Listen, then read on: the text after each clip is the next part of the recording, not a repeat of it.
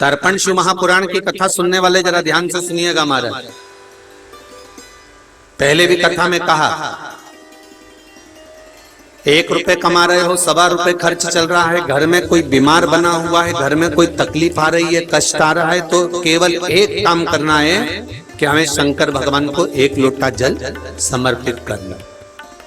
परंतु श्राद्ध पक्ष के अंतर्गत जैसे अन्य समय में 108 मनके की माला से हम जाप करते हैं, 108 बार भगवान का नाम लेते हैं, 108 बार हम भगवान का पूजन करते हैं, उसी तरह श्राद्ध पक्ष में जब हम शंकर भगवान पर 1 लोटा जल चढ़ाएं तो उसी जल को धीरे धीरे धीरे धीरे 27 बार भगवान शंकर को समर्पित करना चाहिए। कितनी बार? 27 या फिर 27 मनके की माला से जप करें।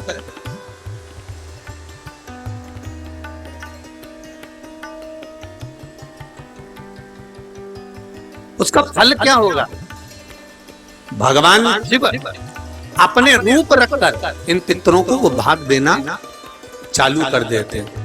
भूल से भी 16 श्राद्ध के 16 दिन में से एक दिन भी अगर हमने एक ही पानी का कलश, एक ही लोटा, ऐसा नहीं कि तुम्हें 27 बार पानी भर के चढ़ाना, लोटा एक ही है, कलश एक ही है, और उसको धीरे धीरे धीरे धीरे कर 27 बार छोड़ दिया जाता है। तो शिव महापुराण की कथा कहती है कि अगर रोज हमारे पितरों को, रोज हमारे पूर्वजों को अगर हमने तर्पण भी नहीं किया है, जल भी नहीं दिया है, और शंकर भगवान को 27 बार जल का भाग हम समर्पित करते हैं अपने पूर्वजों के लिए, तो हम नहीं भी दे पाए तो एक बार में पूरे 16 दिन का जल हम अपने पूर्वजों को प्रदान कर दें।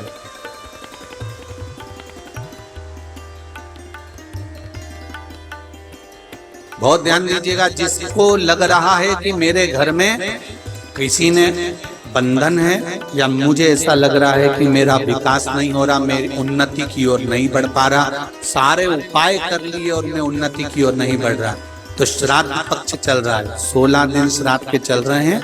जितने दिन निकल गए निकल जाने दो, जितने दिन बचे हैं एक छोटी सी कटोरी में गंगा जल, थोड़ा सा जल बेलपत्री के वृक्ष के नीचे और थोड़ा सा वही जल बचाकर शंकर भगवान पर चढ़ाना प्रारंभ कर दो। ये 16 दिन निकलेंगे, आपको खुद नवरात्रि में अंतर मालूम पड़ जाएगा कि उन्नति की ओर बढ़ना प्रारंभ करा कि नहीं करा। थोड़े से जल में गंगा जल मिलाकर बेलपत्री के वृक्ष के नीचे डालिए और थोड़ा सा जल देवाधिदेव महादेव, उसी कटोरी का जल, ये उसी पात्र का जल, उसी कलश का जल, चाहे तो आप कटोरी में ले जाओ, चाहे तो आप गिलास में ले जाओ, चाहे तो आप तांबे के पात्र में ले जाओ, चाहे तो आप कलश में भर कर ले जाओ, या रोज जल चढ़ाने जाती है उसमें थोड़ा गंगा जल डाल के ले जाओ। पहले बेलपत्री के पेड़ के नीचे चढ़ा दिया, उसी जल को ले जाकर थोड़ा सा बचा हुआ शिव जी को चढ़ा दिया। बाबा से विनती कर ली, बाबा हमारी उन्नति नहीं हो रही, बड़े दुखी हैं, आगे नहीं बढ़ पा रहे, बहुत कष्ट में हैं, बाबा संभालना। अभी जितने दिन बचे उतने दिन तो चढ़ा, उतने दिन तो समर्पित कर। कितना सुंदर लिखा है शिव महापुराण के अंतर्गत आता है, स्वप्न में 4 जगह पर अगर पितृ घर के पूर्वज दिख रहे हैं तो उसका फल क्या होता। तर्पण शिव महापुराण की कथा में अच्छे से सुनिए। मेरी माताओं से भी निवेदन है, मेरे भाइयों से भी निवेदन, आपके घर के पूर्वज जो मर चुके हैं, आपके सपने में अगर 4 जगह पर नजर आ रहे हैं तो उसका फल देखिए। पहला, अगर आप सोए हो और आपके पितृ, आपके पूर्वज जो मर चुके हैं वो आपके सिर के पास खड़े हुए दिख रहे हैं, तो डरना मत ही, बल्कि भगवान को धन्यवाद देना कि आज मेरे पितृ मेरे सिर के पास मेरे पूर्वज खड़े हुए हैं। कारण जब सिर के पास स्वप्न में मरा हुआ व्यक्ति नजर आता है, जो मर चुका है, जो पितरों में चला गया, जो बहुत साल हो गए हुए और वो हमारे सिर के पास खड़े हुए स्वप्न में दिख रहे हैं, तो समझ लेना कोई खुशखबरी घर में बहुत अच्छी आने वाली। दूसरा, वही पितृ, वही पूर्वज जो मरे हुए हैं, जो चले गए हैं, वो हमारे पांव के पास अगर नजर आ रहे हैं तो समझो कि घर में कोई तकलीफ आने में, उसका स्मरण। तीसरा, यदि थोड़ी सी देर के लिए हमारे पितृ या हमारे पूर्वज जो मरे गए हैं वो हमें थोड़ी सी देर के लिए दिखे और अचानक ओझल हो गए, समझ लेना कि कोई क्षण भर की समस्या हमारे सामने आएगी, उससे हमें घबराना नहीं है।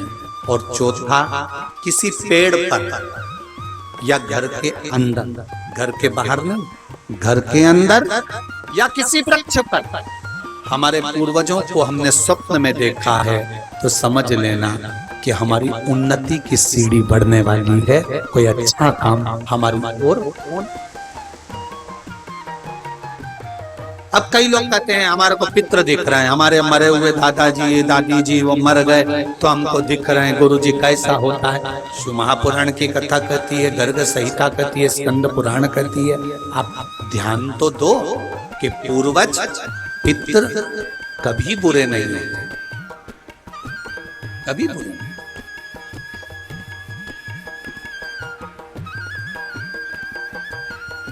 उनका काम केवल देने का।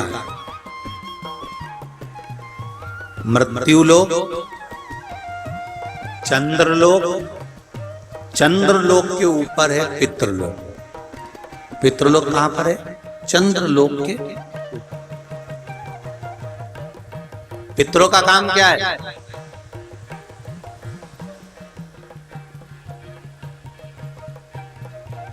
पितरों का कर्म है क्या?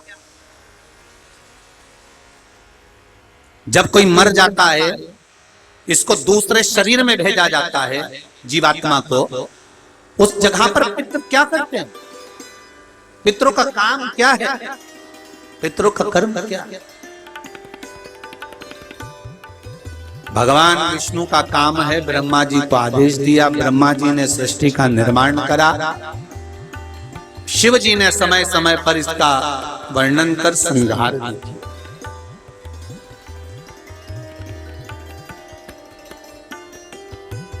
पितरों का कर्म क्या है? पितरों का सबसे बड़ा कर्म है, जिस समय पर ये जीवात्मा दूसरे शरीर में दी जाती है, उस समय पर पितृ खड़े होकर अपने कुल के उस जीव का निर्माण करवाते हैं और उसको शरीर दिलवाते हैं।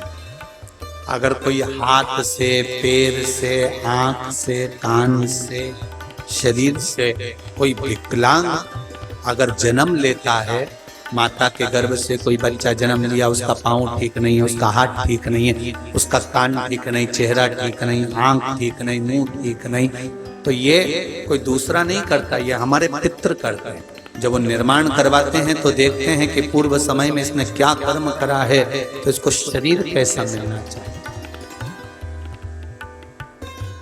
शरीर का स्मरण कैसे मिलना चाहिए। शिव महापुराण की कथा कहती है, हमारे यहाँ पर श्राद्ध पक्ष में कौए को भोजन दिया जाता है। बोलो देते कि नहीं देते? जम के बोलो जरा। देते हैं।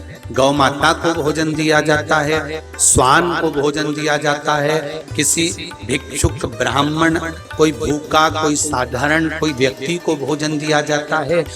क्यों?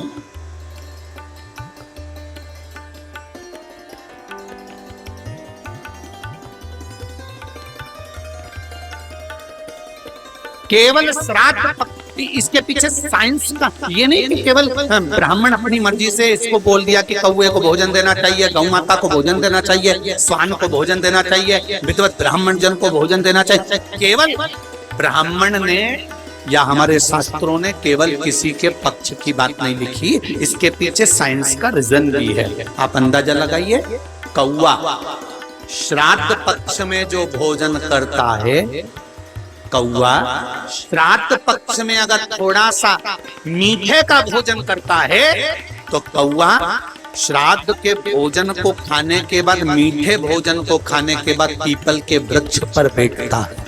पीपल के वृक्ष के फल को कौवा खाता है। पीपल के वृक्ष का जो फल है वो कौवे के पेट में जाता है। कौवे के पेट में जब पीपल के वृक्ष का फल जाता है और उसने कुछ मीठा खाया होता है तो अंदर जाकर एक प्रतिक्रिया प्रारंभ होती है जिससे वृक्ष का निर्माण होता है। ये पीपल का वृक्ष कहीं से उगता नहीं है।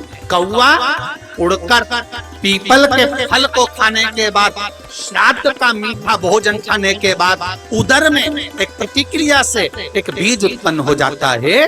कौवा पेड़ पर बैठे, कौवा दीवार पर बैठे, कौवा रेत पर बैठे, कौवा जहां जाकर बैठे और वो विष्टा करता है, गंदगी करता है, तो उसके अंदर जो खीर, मीठे का भोजन और पीपल का जो फल खाया था उसका भाग उसके पेट के अंदर जो बीज उत्पन्न करता है वो जहां जाकर गंदगी करता है, विष्टा करता है, वहीं पर पीपल का पेड़ उगना प्रारंभ हो जाता है। पीपल के वृक्ष का निर्माण कौवा कर देता। साइंस का रीजन है कि कौवे को भोजन क्यों कराना चाहिए। आप ऐसे मत कराओ तो ऐसे तो कराओ कि कौवे को निवाला देना चाहिए, ग्रास देना चाहिए, कौवे को भोजन देना चाहिए। क्यों? क्योंकि कौवा जितना खीर ग्रहण करेगा, जितना खीर का भाग उसके उदर में जाएगा तो उसको ठंडक चाहिएगी, ठंडक चाहिएगी तो पेड़ पर जाएगा, पेड़ पर जाएगा तो पीपल के पेड़ पर बैठेगा, उसका फल भोजन को पचाने के लिए खाएगा तो विष्टा करेगा और विष्टा करेगा तो पीपल का पेड़ जन्म लेगा। आप अगर वृक्ष नहीं लगा सकते तो आपने जो खीर खिलाई है उस खीर से भी पीपल के वृक्ष का निर्माण हो जाता है, प्रकृति का सुंदरता बन जाता है। इसके पीछे तो साइंस। आप ना खिलाएं, इस भाव से खिला सकते।